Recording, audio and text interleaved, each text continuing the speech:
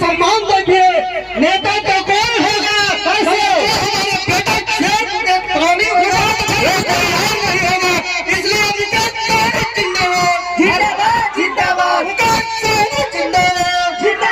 जिंदाबाद जिंदाबाद। कैसे तुम मनता हिंदू केस का सम्मान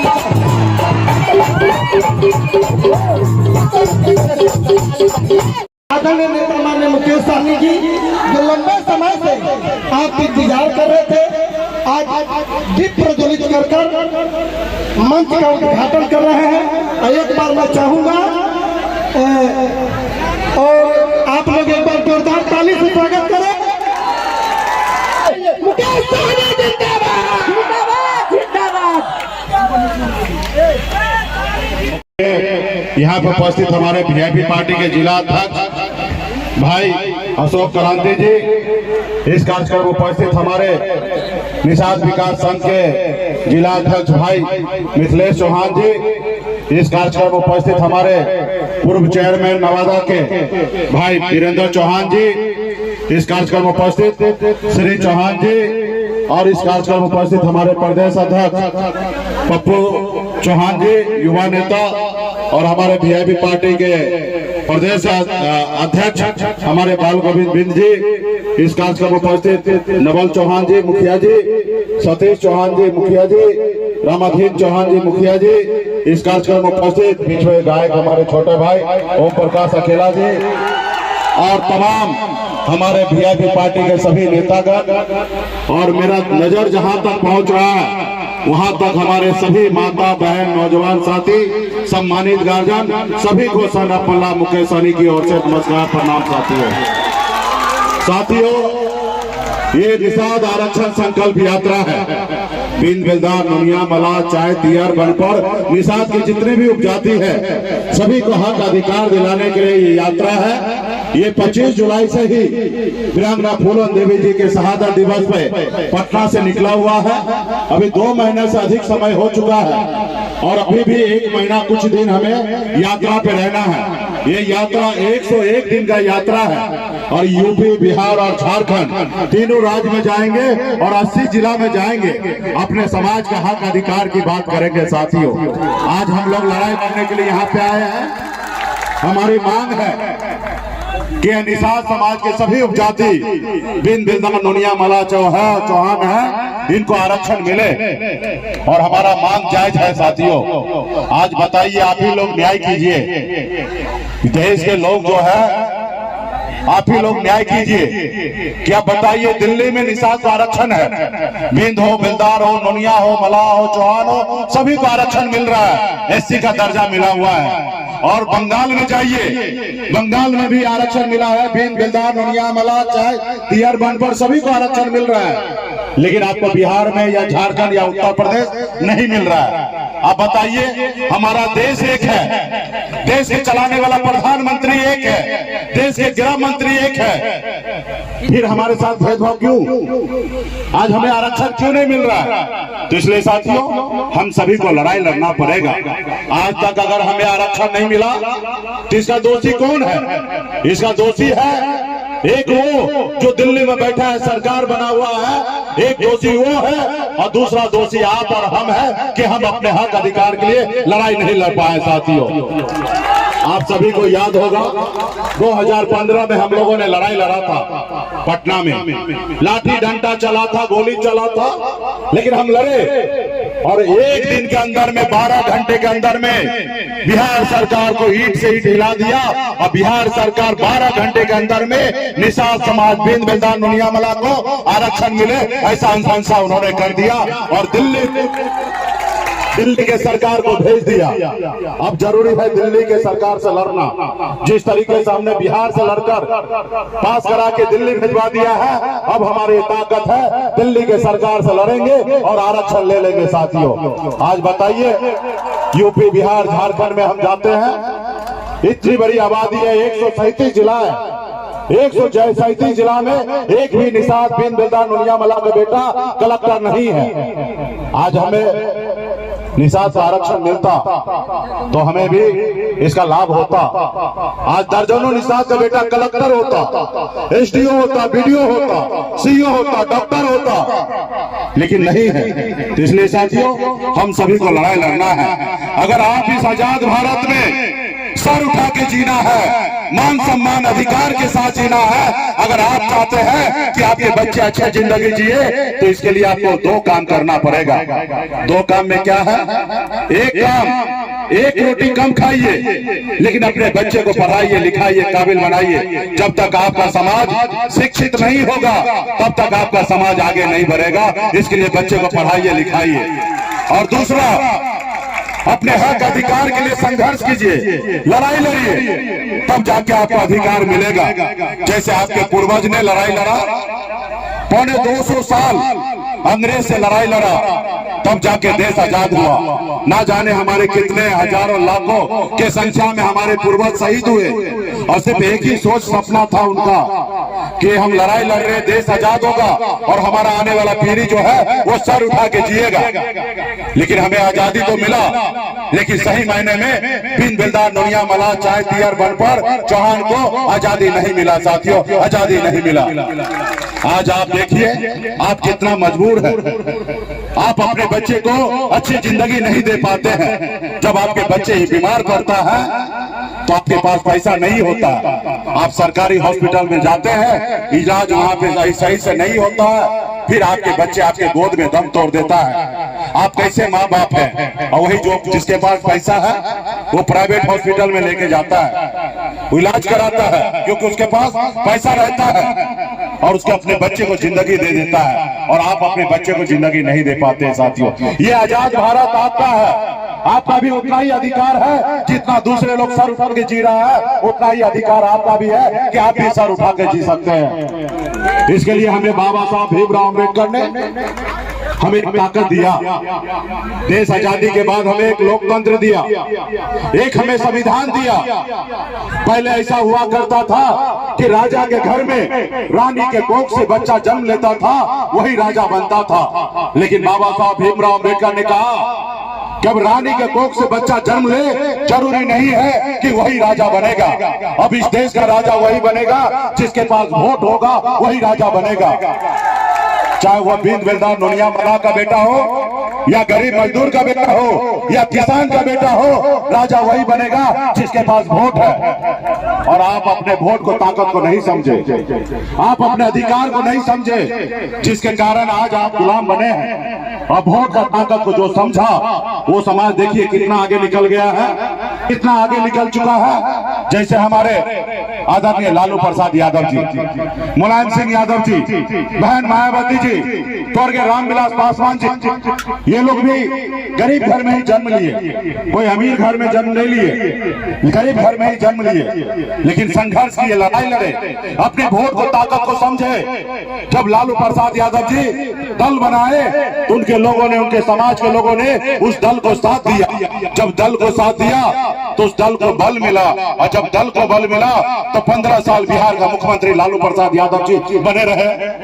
और ये क्यों हुआ? ये पैसे के दम पे नहीं हुआ, ये वोट के दम पे हुआ। साथियों, ये वोट के दम पे। आज वही वोट, वही ताकत आपके पास भी है, लेकिन आप नहीं पहचान रहे। जैसे हनुमान जी के पास शक्ति था, लेकिन अंदाजा नहीं था कि उनके पास कितना शक्ति है। जब उनको याद दिलाया गया कि हे प्रभु, आपके पास अपरंपार शक्ति है, आप 7 समुद्र पार जा सकते हैं। जब हनुमान जी को एहसास हुआ तो हनुमान जी ने 7 समुद्र पार जाके रावण को, लंका को जलाने का काम किया। आज वही शक्ति, पावर आपके पास है। अगर आप बिन बिलदार नोनिया मला चाय तियर बनपर अगर एक पैर पे खड़ा हो जाइएगा, अपने हक अधिकार के लिए लड़ाई लड़िएगा, तो पटना क्या साथियों, आप दिल्ली को कब्जा कर सकते हैं, दिल्ली को कब्जा कर सकते हैं। क्योंकि आपके पास 15% वोट है। हम लालू प्रसाद यादव जी से, हमारे पास कम वोट नहीं है, हम उनसे बराबरी वोट है। अगर हम एक साथ हो जाएंगे तो यूपी, बिहार, झारखंड में 134 लोकसभा सीट है। जो हमसे दोस्ती करेगा वो 60 लोकसभा सीट जीतेगा, और जो हमसे दुश्मनी करेगा वो 60 लोकसभा सीट हारेगा। ये हमारी ताकत है साथियों। इसलिए इस बार हम लोगों ने एक नारा दिया है, आरक्षण नहीं तो गठबंधन नहीं, और गठबंधन नहीं तो वोट नहीं, और वोट नहीं तो दिल्ली का सरकार नहीं। ये हमने नारा दिया है। जो हमारी सुनेगा हम उनकी सुनेंगे, जो हमारी नहीं सुनेगा हम उनकी नहीं सुनेंगे। जो हमारे बच्चे का फिक्र करेगा हम उनकी फिक्र करेंगे, जो हमारे बच्चे का फिक्र नहीं करेगा हम उसकी फिक्र नहीं करेंगे। साथियों, हम लड़ेंगे, क्या होगा? हम लड़ेंगे, गिरेंगे, उठेंगे, फिर लड़ेंगे, फिर गिरेंगे, उठेंगे और लड़ते रहेंगे। एक न एक दिन हार भी शर्मिंदा होगा और हमें जिताएगा, और आने वाला समय में हम निषाद को आरक्षण दिलाने का काम करेंगे। साथियों, जब हमें आरक्षण मिल जाएगा तो यूपी, बिहार, झारखंड के निषाद बिन बेलदार, नुनिया मला, चाय, तियार, बनपर के चेहरे पे मुस्कान आएगा। हक अधिकार होगा। निषाद बिन बेलदार का बेटा भी कलेक्टर बनेगा, एसडीओ बनेगा, डॉक्टर, इंजीनियर बनेगा। हम इसके लिए लड़ाई लड़ रहे हैं साथियों, और ये लड़ाई कैसे पूरा होगा? ये आपकी ताकत पे मजबूती तरीके से लड़ना पड़ेगा, संकल्प लेना पड़ेगा। आप सभी को पता है 2024 आने वाला है और मोदी जी को प्रधानमंत्री बनना है। एक तरफ कांग्रेस को नेता को प्रधानमंत्री बनना है, राहुल गांधी जी को बनना है, और ना ही आपको ना ही हमको बनना है। हमें तो सिर्फ आरक्षण चाहिए ताकि निषाद के चेहरे पे मुस्कान आ सके। इसके लिए जो हमारे सुनेगा हम उनका सुनेंगे। तो इसलिए साथियों, इसके लिए मजबूती से संकल्प लेना पड़ेगा, लड़ाई लड़ना पड़ेगा। आज मुझे देखिए, मैं भी एक गरीब घर में ही जन्म लिया। पिताजी मछली मारते थे, दादाजी मछली मारते थे। जहाँ हजारों समस्या था वहीं पे मेरा जन्म हुआ। जहाँ पे 4 रोज अगर काम ना हो घर पे तो 5वां दिन घर पे खाना नहीं बनेगा। ऐसे परिवार में मेरा जन्म हुआ, लेकिन मैंने लड़ाई लड़ा, नसीब से लड़ाई लड़ा। मैंने नसीब को बदला। 18 साल की उम्र में, जिस उम्र में बच्चे को अपने माँ बाप के साथ रहना होता है, उस उम्र में घर परिवार को छोड़कर मुंबई जैसे शहर चला गया। वहाँ मेहनत किया, मजदूरी किया।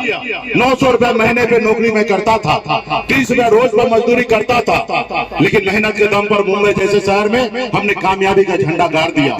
फिर मैंने पीछे मुड़कर देखा तो मैं आगे निकल गया, लेकिन हमारे लोग, अपने लोग बहुत पीछे रह गए। फिर मैंने बॉम्बे के ऐशोआराम जिंदगी को छोड़कर बिहार में अपने समाज के हक अधिकार के पिछले 9 सालों से लड़ाई लड़ रहा हूँ साथियों। और बिहार में हमने एक अपनी पहचान बनाया है। आज तक निषाद बिन बेलदार, नुनिया मला, चौहान का मतलब क्या होता था? मल्ला का मतलब मछली मारना, चौहान का मतलब मिट्टी ईंट के भट्टे पे काम करना। हमने बिहार में अपनी ताकत दिखाया। हमने बताया कि हम सिर्फ मजदूर नहीं रह सकते हैं, सिर्फ हम मछली नहीं मारेंगे, हम भी इस देश का शासक है। और हमने आपको दिखाया 2020 में, जब आपने हमें कहा कि संगठन आप आगे बढ़ो, हम तुम्हारे साथ हैं, तो हमने एक परिवर्तन बनाया। आज तक हमारे लोग एक टिकट मांगने के लिए पूरी उम्र बिता देता था, एक टिकट नसीब नहीं होता था। आपने देखा 2020 में निषाद बिन बेलदार, नुनिया मला का बेटा टिकट मांग नहीं रहा था, टिकट बांट रहा था। ये हमारी ताकत है साथियों। इस आजाद भारत में पहली बार हमने 4 विधायक बनाया। नहीं चाहते तो बिहार का मुख्यमंत्री नीतीश कुमार नहीं बनते। ये हमारी ताकत था साथियों। हमने बिहार का मुख्यमंत्री नीतीश कुमार को बनाया। ये कह सकते हैं कि आजाद भारत में पहली बार बिन बेलदार, नुनिया मला का बेटा ने बिहार में मुख्यमंत्री बनाने का काम किया। ये हमारी पहचान है साथियों। लेकिन हम लड़ाई लड़ रहे थे। आपका दुश्मन भी बहुत मजबूत है। वो दुश्मन वो मजबूत है, वो नहीं चाहता है कि बिन बेलदार, नुनिया मला का बेटा मालिक बने। वो नहीं चाहता है कि अपने पैर पे खड़ा हो। वो नहीं चाहता है कि निषाद का बेटा कलेक्टर बने। वो चाहता है कि उसके खेत में जिंदगी भर आप मजदूर बन के काम करते रहिए। वो चाहता है ऐसा, और इसलिए उन्होंने षड्यंत्र के तहत आपका विधायक को खरीद लिया। वो सरकार, जो सरकार आपने बनाया था, उस सरकार से आपको बाहर कर दिया। इसलिए वो देखा कि आज बिहार में बिन बेलदार, नुनिया मला का, चौहान का आवाज बन चुका है मुकेश सहनी। इस समाज को अगर रोकना है तो इस समाज को, नेता को रोकना पड़ेगा, और इस समाज का नेता मुकेश सहनी है। इसको आवाज चाहिए। आने वाला समय में बिहार का मुख्यमंत्री बन जाइए, आप मेरे दल में आ जाइए। हम कहे भाई, हम मल्लाह का बेटा है, हम मछली जाल में फंसाते हैं, हम जाल में फंसते नहीं है। हमारा छोटा ही झोपड़ी रहेगा, हम झोपड़ी का बादशाह बने रहेंगे, लेकिन तुम्हारे महलों में आके हमें गुलामी नहीं करना है। तुम्हारे महलों में गुलामी नहीं होगा। हाँ, समझौता होगा, समझौता होगा एक शर्त पे, आप बिहार के निषाद बिन बिल्दार नुनिया मला को आप आरक्षण लागू कर दीजिए, जो मेरा हक अधिकार है। और जब आरक्षण लागू कीजिएगा तो समझौता करेंगे, आरक्षण नहीं लागू कीजिएगा तो आपसे कोई समझौता नहीं होगा, हम लड़ेंगे। आज मजबूती से लड़ाई लड़ रहे हैं साथियों, आज हम सभी को झुका दिए हैं, इसके लिए आपको मजबूत संकल्प के साथ लड़ाई लड़ना पड़ेगा। इस बार तो हम लोगों ने एक ऐसा दबाव बनाया है, आपने देखा होगा कि 2014 में मोदी जी आए थे और वो बताए थे, जब बनारस में चुनाव लड़ रहे थे तो उन्होंने मीडिया को कहा, ना हमको किसी ने भेजा और ना मैं आया हूं, मुझे तो स्वयं गंगा माता ने बुलाया है। और उसको ये नहीं मालूम है कि बिन बिल्दार नुनिया मला चाय तियर बनपर जो है वो गंगा माता के संतान है, और हमें भी गंगा माता सपना में आए। अब बोले बेटा उठो, अगर अपने समाज को न्याय दिलाना चाहते हो तो एक एक गांव में जाके एक एक लोगों से संकल्प करवा लो, और जिस रोज संकल्प करवा लोगे उस रोज दिल्ली आपके सामने में झुकेगा और आपका आरक्षण करेगा। तो इस बार हम भी ऐसा दबाव बनाए हैं ना, जैसे आप कोरोना काल में देखे होंगे कि देश के डॉक्टर ने एक दवा बनाया था वैक्सीन, ताकि देश के लोग सुरक्षित हो। इस बार हम भी एक वैक्सीन बनाए हैं, और जितना वो वैक्सीन लगाइएगा ना उतना मोदी जी का कुर्सी हिलेगा, और जितना मोदी जी का कुर्सी हिलेगा उतना वो डरेंगे, और जितना वो डरेंगे घबराएंगे उतना जल्दी आपको आरक्षण लागू करेंगे। साथियों, उस वैक्सीन का नाम क्या है मालूम है आपको? उस वैक्सीन का क्या नाम है मालूम है? उस वैक्सीन का नाम है गंगा जल।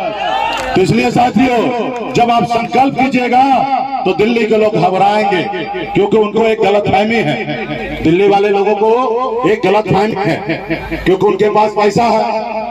और आप सब जानते होंगे क्योंकि उसके पास पैसा है तो बनी हुई सरकार गिरा देता है, बना हुआ विधायक को खरीद लेता है, और आपका वोट का पैसा देके खरीद लेता है। और ये बात भी सही है, आज से 20-30 साल पहले निषाद का बेटा अपने बच्चे का भविष्य बेच देता था, मात्र 200 रुपया में अपना वोट बेच देता था। लेकिन मोदी जी को ये बात पता नहीं है कि 1990 वाला निषाद नहीं है, ये 2023 वाला निषाद है, जो अपने बच्चे का हक अधिकार के लिए लड़ाई लड़ेगा, संघर्ष करेगा और अपना वोट नहीं बेचेगा।